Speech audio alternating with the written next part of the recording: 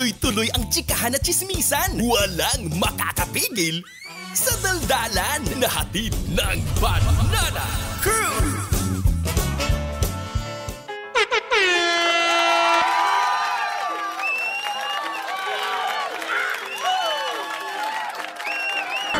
Hello! Isang magandang happy hapon pa rin sa lahat ng mga ka-vibes natin. Ang oras sa buong Kapuluan ng Pilipinas, 5:28 on the clock. Kapiling ka-bonding ang nag-iisang beshi ng bayan at ang Diyosa ng kalsada. Ako po si Jaiho. At syempre, kasama nyo rin sa hapong ito sa inyong favorite merienda, ang Chinitang Chikadora, ang bestie mo, ang bestie ko, ang bestie nyong lahat, Kim Turba! Ang saya, di ba, bestie? Correct! Sobrang saya talaga. Alam nyo po, kapag ka 3 p.m. to 6 p.m. na po, sa favorite nyong merienda na Banana Crew! Talagang dinadagsa po tayo ng mga very special guest natin, diba? Araw-araw nyo pong dapat abangan kung sino ang makasama natin dahil bukod sa mga nakikinig sa kanilang mga radyo, tayo rin po ay napapanood live na live sa ating FM Radio Philippines Facebook page, FM Radio Philippines YouTube channel. Correct. Napapakinggan din tayo sa bayan sa 102.3 Baguio. 97.5 Jensen. True! Talaga nga naman, syempre sa Metro and Mega Manila. Sa mga nasa South, yung mga nasa may Batangas area, Tagaytay, Silang, Dasmariñas, Cavite, Imus, Correct. Bacoor, General Trias, Tanzanaik. Dami, diba? Abot na abot tayo dyan. Ganon din sa mga nasa Bulacan. Correct. Oo, Santa Rita, San Jose, Plaridel. Oo, diba? Napakarami. Pati sa Angeles City, Pampanga, Mabalacan, lahat na Bataan, yes, diba? Truly. Oo. Nakatutok yan sa 92.3 FM Radio Manila, your favorite music radio. Ka-vibes! Kung kanina talagang pinainit natin ang inyong hapon. Correct. Kasama mga very special guest mula sa Viva Max. Correct. Vance K. And Nico Loco. Ay, Ba't gumano, bestie? dumighay. Ay, oo, kasi busog ka. Nagmerienda. Nagmerienda. Paglabas na paglabas, bestie, nila Nico, nila Vance, talaga namang nakakain ako ng kikiam. Yun. Ano pa? Fishball. Ay, meron pa. Chicken balls. Ay. KFC. Ay. Diba, Iba. Pasabog. Ngayon naman, isang musikero naman po ang makakasama natin sa ating programa. I-welcome na natin agad-agad. At huwag na nating patagalin. Please welcome Neo! Hello, thank you DJ Jaiho and DJ Kim for having me here. Ay, ang ganda ng boses mo. Ganda ng boses niya. Maraming salamat. Sa mga ka-vibes, hello, andito na ako. Very modulated ang datingan. Natural voice mo yan? As in yan talaga yung boses mo or nagmo-modulate ka kasi nasa harap ka ng microphone? Hindi. Ito talaga yung boses ko. Talaga? Ang ganda ng Kahit boses. pagtawa niya, Talaga yung parang boses ko. modulated. Totoo. Ang galing. Kaya ko din yun. Paano? Hello mga ka-vibe. Ang pangit. Hindi ba, guy? Alam, pogi mo tingnan. Oh, no. Pogi. Ang kabalamlasan ko, Bessie. Nakakilay ako, Bessie. Pogi. Yung boses. Etong sa'yo, Bessie. Sinaktan. Nian, welcome to the show. Yes, thank you. Ay, question. Kailan ka nag-start sa music career mo? Kasi kanina, nagpe-preview kami nung song mo. Oo. Ang ganda. Parang, ano siya, perfect siya sa mga in Correct. love. Diba? Perfect siya sa mga taong gustong kiligin. Diba? Yung mga ganon. It's bestie ko kasi talagang paulit-ulit niyang plinay. Oo. Pero kanina. When did you start your music career as a singer? Yeah, go. Okay, I started my singing career when I was 13 years old, professionally. Wow, bagay. Habang Professionally. nag-aaral ako, 13 professional na agad yun, Iba? Nakakakuha na ako ng mga Gigs. tapos So, sumasalang tayo sa mga pa-contest. Ay, taray. So, nag-start ka like sa mga banda? Yes, tama. Totoo. Banda, Diba? ganyan. Ako nung 13 ako, ang sinasalang ko lang talaga yung mga manok sa turbo, yung mga Nagahugas ng plato. Masarap din yan eh. Masarap Totoo. din yan. Yung nanay ko, ganun. Isa lang mo na yung turbo, ganon. Isa lang mo na ilabahin. At sorry, Ano pa? at the age of 13, hindi Okay. lahat may turbo. Pag may turbo ka, mayaman Diba? kayo, te. Diba? Oo. So, Oo. paano? Pero nagkaroon ka rin ng moment na ma-experience yung mga TV guestings Oo. before. Kasi 13, ilang taon, ilang years na yan ngayon sa 2024, na-experience mo na rin bang umappear sa mga singing contest, mag-guest, pre-show, o kaya front act ang tawag, yung mga ganon? Okay, front acts, may pangilan-ngilan. Pero in TV, honestly, ito yung pinaka-first, itong time na to for Sana Kapiling Ka. Ang taray. Ayun, sobrang grateful ako kasi ako yung napili na mag-interpret ng kanta. Yun nga, kasi to inform lang yung listeners natin. Kasi itong song na to, original, si Yujel Locerata. Si Yujel Locerata, yung version niya is Sana, Sana Kapiling Ka. Tapos yung ginawa ko naman na version ko is Sana Kapiling Ka. Kapiling ka. Parang yun yung local version. Kasi si Yujel nasa ibang bansa na siya eh. Yes. Hi sa'yo. Ambisyosa. Ay, huge. Ambisyosa, no? Kala mo talaga close kami nung binabanggit niya, di ba? Pero in fairness, no, nakakatuwa na kami yung napaunlakan mo para ma-launch natin yung mismong sarili mong version Yes. ng song mo. At syempre, naka-live din tayo, napapanood tayo, ganyan. Pero bakit parang natagalan yung eksena mo? Nag-stop ka ba? Nag-focus ka ba muna sa school, sa ibang bagay, tapos on the side yung music, ganon? Meron ka bang job agad? I love jobs. Jobs. Okay, Steve okay. Jobs. Let's talk about that. Tama, good question actually. Kasi apart from me being a performer, I also do songwriting. I write my own songs. Tapos I produce songs for other artists too. Like who? Sino-sino sila? Yung iba kasi up and coming artists. Oy. Nice. Alam mo yung mga up and coming artists na yan, proven and tested ko yan, Day. Correct. Oo, ang tagal ko nang nagre-radio DJ, tapos yung mga up and coming artists na yan, magugulat ka nilang isang kanta lang nila Sikat ang na mag-hit. agad.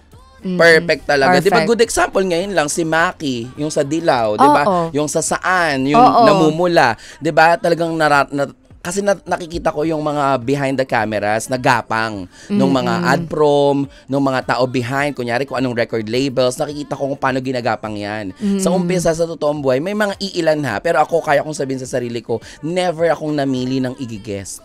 Never talaga ako. Totoo diba? naman. Thank you. Kahit noon Thank you. pa Oo. sa MOR namin dati, never talaga ako namili. Kasi Oo. ang thinking ko talaga, everybody deserves a platform. Yes. Isa Thank lang you. na mapakinggan You're right. talaga yan. Oo. Alam mo, ang sarap kaya sa feeling na babalikan ka ng mga yan at sasabihin, remember dati, ikaw yung isa sa unang nagbigay ng opportunity and tas Ngayon, sasabihin, many doors to open tapos na. sasabihin na lang talaga na naiiyak. Totoo po yan. Wala pong halong keme ha. We are Totoo. all open.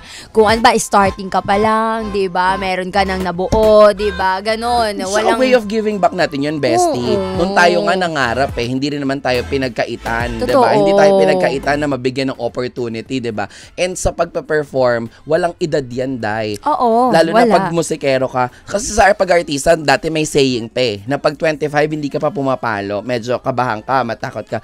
Pero sa paggawa ng kanta, Ay. hanggat It's kaya timeless. mong gawa, Oo. di ba? Sir Gary Timeless. Valenciano. I just watched the Karen Davelas interview of Sir Gary last night na until now, ititimbre niya yung kanyang keyboard, iba-ibang klase ng keyboard. At kapag may nag-isip siyang gawing awitin o music, Gawa talaga gawa siya. pa rin siya hanggang Oo. ngayon. Imagine, that's Gary V na. ha? Yes. Oo, diba? That's right. That's right. Tuloy-tuloy talaga. So, yun, with me naman, actually, sinuwerte lang talaga ako na, kasi, si Yujel kasi matagal ko na siyang kakilala. Ayan, nag-decide kami na why not make a local version of Sana Kapiling Ka. Gawin natin yun nga. From Hosana Kapiling Ka. Gawin natin Sana Kapiling Ka. Ang galing. So, yun. Kumbaga may tweak na naganap. Yes. Correct. And yun lang, for our listeners din, gusto ko lang din i-communicate sa kanila ng mas eksakto. But thank you na nakita niyo yung song na parang nakaka-in love and Pero honestly, itong song na to, kaya rin ako napa-oo dito kasi sobra akong napukaw nitong kandang to. Imagine, di Ganda ba? nga. Dahil, Kasi it's a Christmas song pero ang tinatakal dito kasi is ano Love. ba yung totoong nararamdaman ng mga kababayan nating OFWs na nasa ibang bansa. Oo, totoo yan. Hence, sana kapiling ka, yun yung title, di ba? Kasi yun yung totoo eh. Every Christmas season, ang nasa isip ng mga to, sana kasama ko yung mga pamilya ko, sana kasama ko yung mga kaibigan ko, or kung in a romantic setup naman, sana kasama ko yung mahal ko. Pero, ay, mahal. Nag-message yung mahal ko, sorry mahal, busy lang, tuloy-tuloy yung guesting. yan. Ay, nag-message din. Sino? Busy lang din ako, honey. Wow, ayaw magpakabog, no? Hindi kasi nag-message talaga, tapos sinend ko yung picture na kumakain tayong lahat. Kasi nagkagalit, sabi niya, talaga, hindi ka nagre-reply. Mahal, please, you need to understand, I'm busy. Ang sarap. Diba? Kung kaya lang suklian ng simpleng message tuwing Pasko, bakit hindi? Kaso hindi. Alam naman natin dito sa Pilipinas, napaka-sacred ng Paskong Pilipino. Lahat ng bahay kailangan may handaan, kailangan kompleto yung pamilya. Totoo, may mga reunion, yan, diba? May mga gatherings biglaan, diba? Pero yun nga, dahil itong mga kababayan nating OFWs nagsasakripisyo. Oo. Para syempre, sa pamilya. para naman sa pamilya, diba? Kaya yun, sana ito lang, konting pagva-value, sabi ko nga na ako guilty ako dito na nararamdaman lang natin lahat yung value ng Pasko kapag may paaginaldo, may regalong nanggagaling sa mga relatives natin from, diba? Ay, ako never ako na-guilty. Charitara. Which is yun na kasi yung yun yung connotation. Pero kung walang pag-abot talaga, hindi ka makabati ng, Bes, I miss you, Bes. Pero pag may nakita kang, pag niyaya ka, punta ka dito, I have something for, ay, Bes, yan. Kahit traffic talaga namang tatahakin mo yan. Pero pag walang paano yung reaction? Sorry, Bes, medyo busy lang talaga Oo. Pero pag, Bes, may paampaw ako sa'yo. Ay, naku, Bes, eto na. Papunta na ako sa'yo, Bes. Ano ang favorite color mo? Gano'n. Bibigyan mo ng towel, Bes. Gano'n. Na nakaburda. Tapos pag magbalaki-laki yung binigay na ampaw sa'yo, Bestie. Ano? Ay, Bes, pasend nga ng picture mo. Ipapapaint ko lang. May effort. Taray. Totoo. Pero totoo yan. Kidding aside, marami tayong gano'n. Yung kapag wala tayong natanggap na aginaldo from our loved ones na nasa abroad. Parang lungkot. Because they're working very hard. Akala natin lagi, 'di ba, puro pasalubong. Yes. 'Di ba? Puro padala. Pero hindi natin alam yung hirap na pinagdadaanan ng mga kababayan, mga mahal natin sa buhay abroad. Totoo naman, 'di ba? Ay, alam mo? Yes. Sorry. That's natutuwa why. siya sa chikahan natin talaga. That's why, ayun, sabi Ginawa ko nga, mo when I said yes to this project, sabi ko, gusto kong maging, parang maging mensahero nila na maparinig, maparamdam ko sa kanila na, you're valued, you're heard, and you're felt. Yun yung, kumbaga, yun yung mission ko. Na maparamdam sa kanila na kayo mag-alila. Lahat ng pinaghihirapan nyo, lahat ng sakripisyo na are all worth magandang, it. bunga yan, di ba? Yes. Oo. At eto na, sa oras na 5:40, bago natin laruin ang ating segment na Asal, ang sa amin lang. Ang sa amin lang. Ang sa amin lang. Wow. Kami na lang, di ba? Oh my God, nakakaya sa isang musikero. Hindi ako nahihiya. Kailangan ipagmalaki natin na tone deaf tayo. Paano di ka matutone deaf? Mabingi ka na lang talaga sa lakas ng headset naman talaga. Para sa lahat po ng mga OFW, sa lahat ng mga ka-vibes natin na nakatutok sa atin, mga nagmamaneho, nasa mga toll gate ngayon, kung nasaan man po kayo, kung meron po kayong mga mahal sa buhay, na nagsusumikap, ito po ang awitin ni Neon para sa inyong lahat. Exclusive, una dito sa 92.3 FM Radio Manila, your favorite music radio ka-vibes. Sabay-sabay nating damahin ang bawat mga salita sa awiting ito. Please welcome Neon Nauna.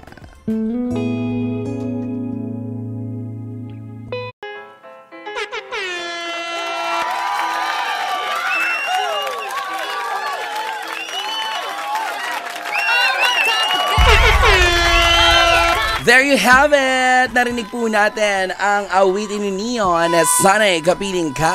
Thank you. How do you feel na it's now airing on Metro and Mega Manila sa 92.3 FM Radio Manila, your song, finally?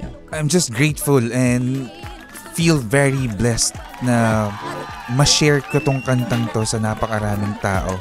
Especially kung marami ring nanonood na OFWs. Kasi talagang ginawa namin tong version na to, itong kantang to, para talaga sa mga kababayan nating OFWs. Na sana, yun nga, ma-realize nila that, sabi ko nga kanina, they are valued, they are felt, and they are heard. Yun talaga. So, kung ano nararamdaman ko ngayon, overflowing yung emotions ko. Thank you very much, DJ Jayo and DJ Kim. Yes! Sobra. Di ba? Nagiging no? Sa pasensya na, nag-iibang karakter tong aking best. Actually, nagiging aso rin siya minsan. Di ba, guys? Yan, di ba? I'd love to see that. Okay. Hindi magiging aso. Ay, pwede rin maging pusa. Gano'n. Pusang naglalambing. Ay, totoo. Paano? Parang ik-ik. Parang ik-ik. Diyan. Oo, pero eto na, maglalaro tayo dito sa Ayan ating na. segment na. Bago mo sila invite na i-stream at pakinggan, i-request ang iyong awitin. Maglaro na tayo sa ating segment na Asal, ang sa amin lang. Ang sa amin lang. Ang sa amin lang.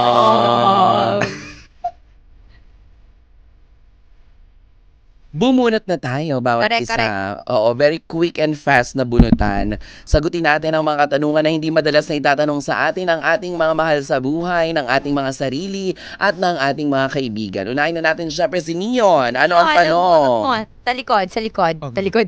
Sa likod. Kapag nakakaranas ka ng sobrang pag-aalala, Ay. ano ang una mong ginagawa para kumalma? Kapag nakakaranas ka ng sobrang pag-aalala, ano ang ginagawa mo para kumalma? Okay, ako pala sasagot. Akala, okay.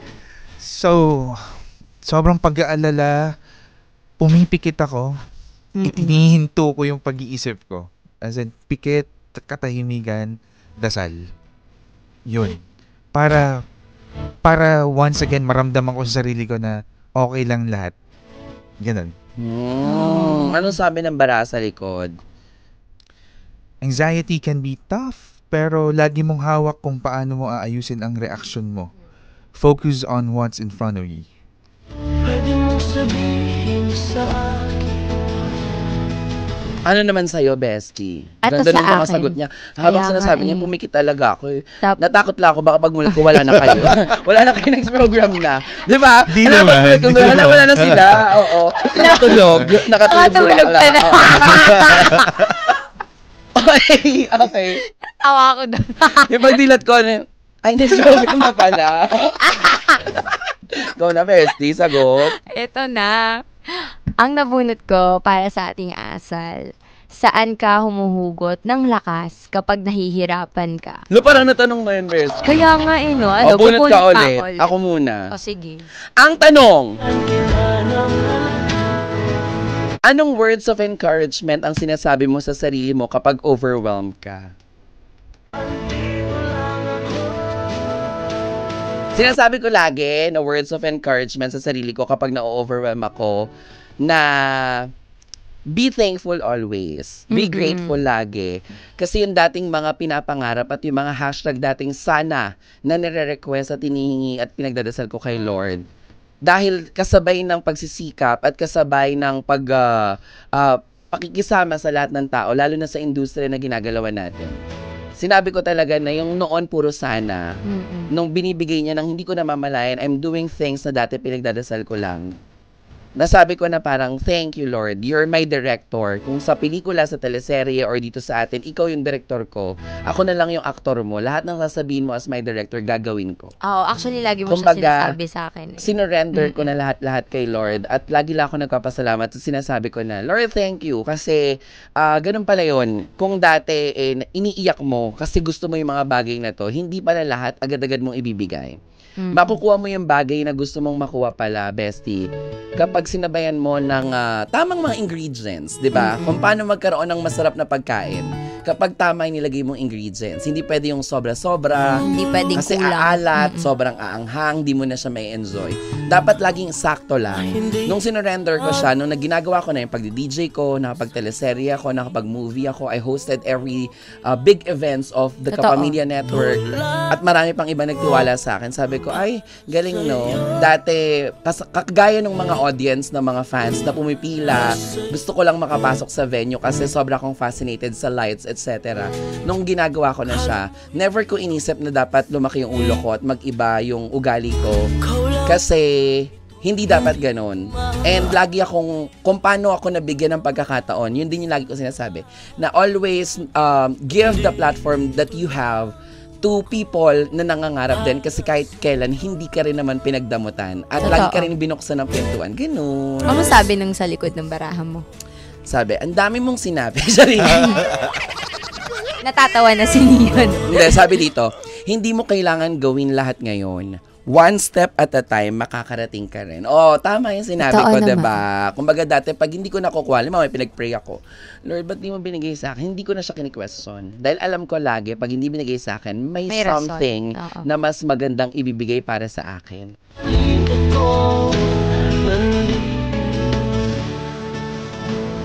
Sa'yo, best. Eto na, bago nabunot ko. May isang bagay bang nagbibigay sa'yo ng comfort from your childhood? Ay, alam ko yan. Ano? Comforter. Charing. Iwas lamig. Charot. Ano? Actually kasi, parang the only thing na nagbibigay sa akin ng comfort, pagsasayaw. Hanggang ngayon ha, even, kasi simula nung bata ako, mahilig akong sumayaw. Even yung, alam mo yung ano, yung parang ano lang, yung may beat lang. Kahit beat lang, walang anything na lyrics. Napapasayaw ako, napapaindak ako. Kapag malungkot ako, sumasayaw ako. Kapag masaya ako, sumasayaw ako. Ay, Ganon ako, hanggang ngayon do. Pero kahit, parang ngayon kasi medyo busy na no. So, minsan nanonood ako ng mga short forms videos, yung mga sayaw-sayaw. Ayan, fina-follow ko sila Matt, sila Niana. Yan, natutuwa ako sa mga sayaw nila. And then ngayon, marami ng artist na dancers. So, for me, something na nagbibigay sa akin ng comfort is yung sayaw talaga. And dun din kasi napaproud sa akin yung dad and mom ko. There's a one time nga na napasama ko sila sa isang sayaw. Parang ano lang, jive-jive lang, ganyan. Zumba. Uy, oo, totoo. May pa-zumba kami. Pero kahit hindi zumba, talagang sumasayaw yung nanay at tatay ko. Yun yung something na nagbibigay sa akin ng comfort. Oh. Nako mga ka-vibes, oras naman para sagutin niyo ang mga tanong na napunta sa amin ngayong hapong ito. At i-comment niyo na po yan down below sa ating FM Radio Philippines Facebook page, DJ Jaiho. Or DJ Kim Churva. Muli ang mga katanungan na inyo pong pwedeng sagutin ay...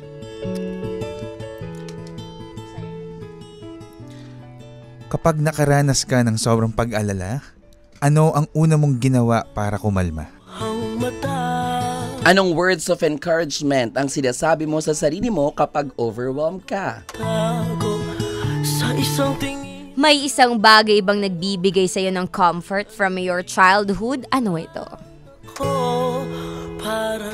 As 5:53 sa buong Kapuluan ng Pilipinas, Neon, invite everybody sa mga social media accounts mo. Gusto mong batiin at syempre na i-request nila dito sa aming programa ang iyong awitin. Take it away! Alright, sige. Bago ko yung imbitahan lahat, gusto ko muna magpasalamat kay DJ Jayo and DJ Kim at sa lahat ng mga taong bumubuo ng programang to. Maraming salamat sa inyo. Ako po si Neon. Kumakatok ako sa mga puso nyo na sana suportahan nyo ang kantang Sana Kapiling Ka. Ginawa tong kantang to para talaga sa mga kababayan nating OFWs na nagsasakripisyo, napilitang mga ibang bansa para sa ikabubuti ng mga pamilya nila dito sa Pilipinas. And of course, for you guys to be updated, please follow me on my social media. It's Neon My Music, an FB page and IG yan. Again, it's Neon My Music. You can follow me there. Yan, please support Sana Kapiling Ka. And bago ko makalimutan, gusto kong batiin yung kapatid ko, nakakauwi lang from Philippines to Canada, Kuya Cerny and Ate Irma. Sana tuloy-tuloy lang din kayo. Kamusta kay Tony? And yung sinakyan ko kaninang Grab, Kim, maraming salamat sa paggatid sa amin ng matiwasay dito sa estasyon na to. Thank you, ka-vibes.